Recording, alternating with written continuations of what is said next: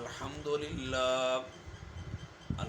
لله نحمده ونستعينه ونستغفره ونؤمن به ونتوكل عليه ونعوذ بالله من شرور أنفسنا ومن سيئات أعمالنا من يهدي الله فلا مضل له ومن يضلله فلا هادي له ونشهد أن لا إله إلا الله وحده لا شريك له ونشهد أن محمدا عبده ورسوله أما بعد فأعوذ بالله من الشيطان الرجيم بسم الله الرحمن الرحيم يا أيها الذين آمنوا كتب عليكم الصيام كما كتب على الذين من قبلكم لعلكم تتقون صدق الله العظيم وصدق رسوله النبي الكريم ونحن على ذلك لمن الشاهدين والشاكرين والحمد لله رب العالمين۔ میرے بھائیو، دوستو، بزرگو، اتنے لوگ میرا آواز سنتے پہ ہیں، ویور دوست ہیں۔ میرے بھائی دوستو، آج اساں عام دوسری ویڈیو میں لگے ہوئے ہیں، ان کے اوپر بڑی محنت کر رہے ہیں اور وہ سن رہے ہیں، آگے شیئر بھی کر رہے ہیں اور سبسکرائب بھی کر رہے ہیں۔ جو دین کی باتیں خود سنے گا، آگے سنائے گا، دنیا آخرت کی کامیابی ہے۔ تو دوستو، اچھی ویڈیو سنو چکے فائدہ ملے، آپ کو دنیا میں ملے اور آخرت میں ملے۔ سبسکرائب کرو گے، خود سنو گے، کوئی اگر آپ کو ایسی بات اچھی لگ جائے گی جس بات کی وجہ سے آپ کی دنیا میں بن جائے گی اور آخرت میں بن جائے گی، تو اس کے لیے میرے بھائی دوستو وقت بہت مختصر ہے۔ اس کے لیے میں آپ کو یہی ریکویسٹ کرتا ہوں کہ آپ ہمارا چینل ہے صادق خان محمد صادق اور اسلامی چینل، اور اس کو سبسکرائب کریں اور اس کو شیئر لائک بھی کریں۔ انشاءاللہ اچھی موضوعات کے اوپر بات ہوگی انشاءاللہ۔ آج کا موضوع جو میں شروع کر رہا ہوں نا، وہ استقبال رمضان ہے، کیونکہ ایک دن ہے یا 2 دن ہے، اس کے اوپر موضوع شروع ہوگا۔ پہلے میں نے شروع کیا تھا دوسرے چینل پہ، وہ تھوڑا سا اس کے اندر خرابی آ گئی تھی، لیکن پھر میں نے کہا دوستوں کو اور بھی انشاءاللہ محنت کر کے لوگوں کا بات پہنچائیں گے۔ میرے بھائی دوستو،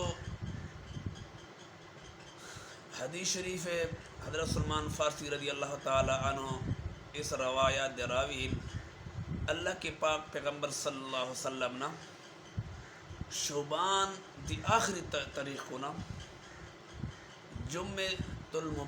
رمضان المبارک کی اہمیت دیتے خطبہ ارشاد فرمائے ہیں۔ اللہ دی پاک پیغمبر صلی اللہ علیہ وسلم رمضان المبارک کے فضائل، رمضان المبارک کی خصوصیت، رمضان المبارک کی اہمیت بیان کرنے ہیں، تاکہ لوگ اس آنے والے مہمان دی عظمت سمجھ سکیں اور ان دی قدر کریں اور احترام کریں۔ تو اس خطبے دا عنوان جڑا اسی مناظر کریں، کیونکہ یہ آنے والا بہت بڑا عظیم مہمان ہے، عزا مقام مرتبہ ہے۔ تو میرے بھائی دوستو، کچھ ضروری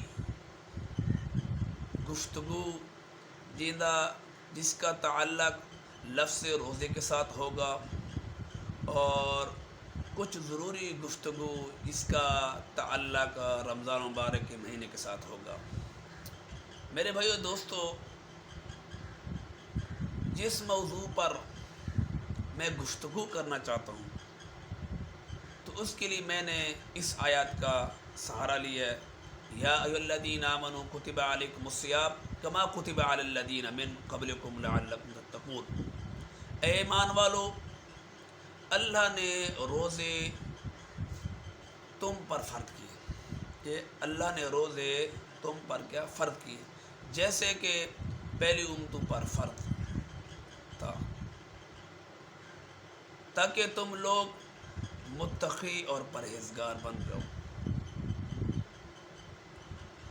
اب اس آیت پر غور کریں تو ایک عجیب بات سمجھ آتی ہے۔ تو اس امت کے متعلق جتنے احکامات ہیں ان تمام میں اللہ تعالی نے حکم دیا یہ کام کرو، لیکن روزہ ایک ایسا عمل ہے جس کے حکم دینے سے پہلے قرآن نے ترغیب بھی دی ہے۔ یا ایھا الذین آمنوا، اے ایمان والو، کما کتب علی الذین من قبلکم لعلکم تتقون، جیسا تو تم پر روزے ایسے فرض ہیں جیسا کہ تم سے پہلے لوگوں پر فرض تھا۔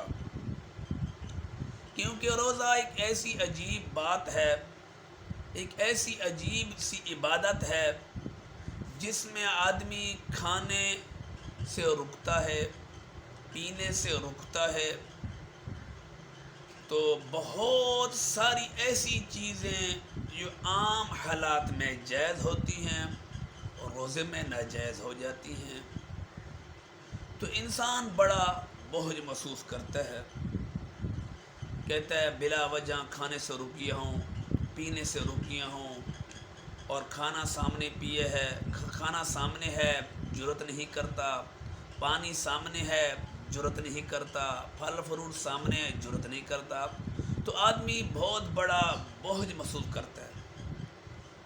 تو اللہ نے قرآن نے ترغیباً فرمایا یا ایھا الذین آمنوا کتب علیکم الصیام کما کتب علی الذین من قبلکم لعلکم تتقون،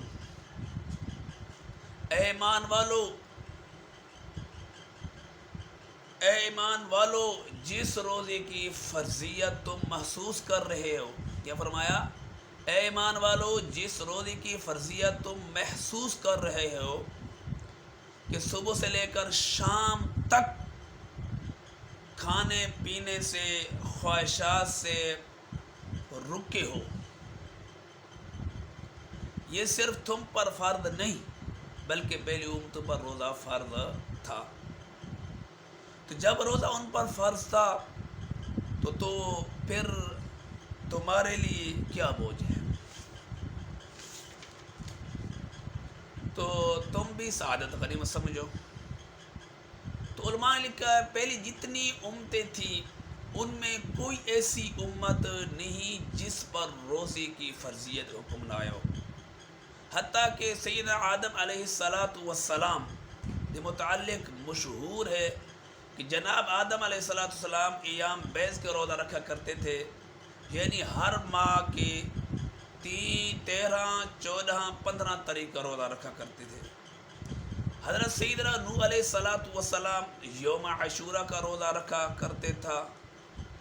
سیدنا داؤد علیہ السلام کے متعلق کتب میں ملتا ہے کہ تواتر کے ساتھ اس انداز سے روزہ رکھا کرتے تھے، ایک دن روزہ رکھتے تھے اور ایک دن افطار کرتے تھے۔ یوں سمجھنا ہے 6 مہینے روزہ رکھتے تھے اور 6 مہینے افطار کرتے تھے۔ تو سید موسیٰ علیہ السلام کی قوم 40 روزے اللہ نے فرض کیے تھے۔ حضرت عیسیٰ علیہ السلام کی قوم پر 2 ماہ کے روزے، 2 مہینے تک روزے رکھتے تھے۔ گویا کسی امت پر روزے کی تحقیق نہیں ہوئی، روزہ سب پر فرض تھا۔ سیدنا آدم علیہ السلام نے روزے رکھا، پیغمبر نوح علیہ السلام نے روزہ رکھا، ابراہیم خلیل اللہ نے روزہ رکھا، سیدنا داؤد علیہ السلام نے ایک دن روزہ رکھا، ایک دن روزہ چھوڑا، افطار کیا۔ سیدنا موسیٰ علیہ السلام نے کوہ طور پر مسلسل جا کر روزے 40 روزے رکھے۔ حضرت سیدنا عیسیٰ علیہ السلام نے مسلسل 2 ماہ کے روزے رکھے۔ تو یہ روزے صرف امت محمدیہ صلی اللہ علیہ وسلم پر فرض نہیں بلکہ پہلی امتوں پر فرض ہے۔ تو اس لیے قرآن نے ترغیباً کے جمل استعمال کیے، یا الذین آمنوا کتب علیکم الصیام کما کتب علی الذین من قبلکم لعلکم تتقون، اے ایمان والو اللہ نے روزے تم پر فرض کیے جیسا کہ پہلی امت پر روزے فرض سے، تاکہ تم لوگ متقی اور پرہیزگار بن جاؤ۔ یہ بڑی سعادت اور نعمت جو پہلی امتوں میں بھی تھی اور آپ کو بھی مل گئی۔ کتابوں میں لکھا ہے کہ سید آدم علیہ السلام جنت سے جب زمین پر اتارے گئے تو جنت کا حسن، جنت کے سارے کمالات جو آدم علیہ السلام کو اللہ نے جنت میں عطا فرمائے تھے، اور یقیناً ہر جنتی کو ملیں گے۔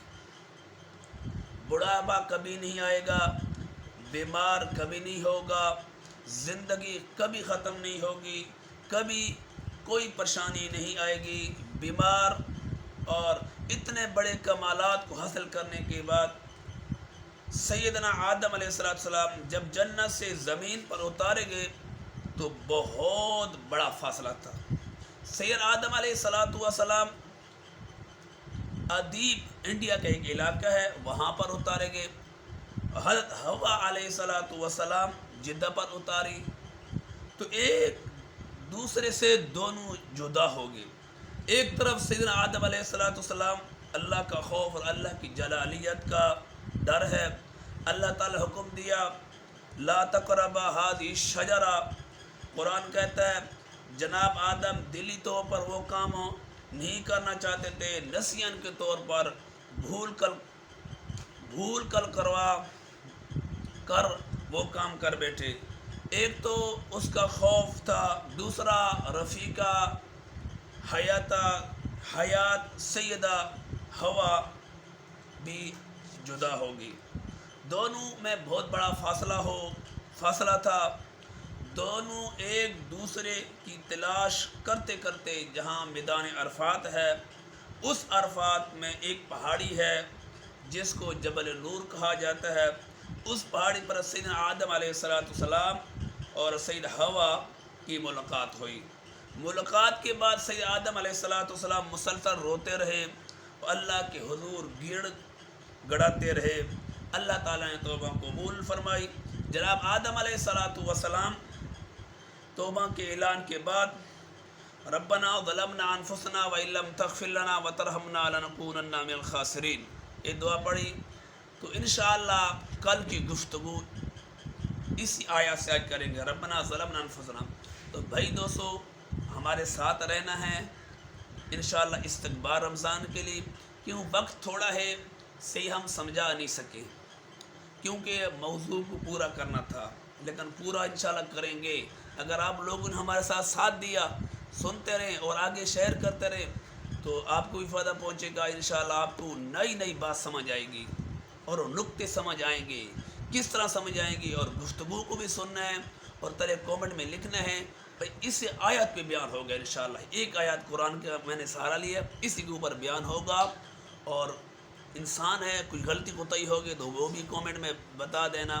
تو اس طرح ہم بھی سیکھنے والے، آپ بھی سیکھنے والے بن جائے، تاکہ اللہ تعالی ہمیں دنیا میں کامیاب کرے، آخر میں کامیاب کرے۔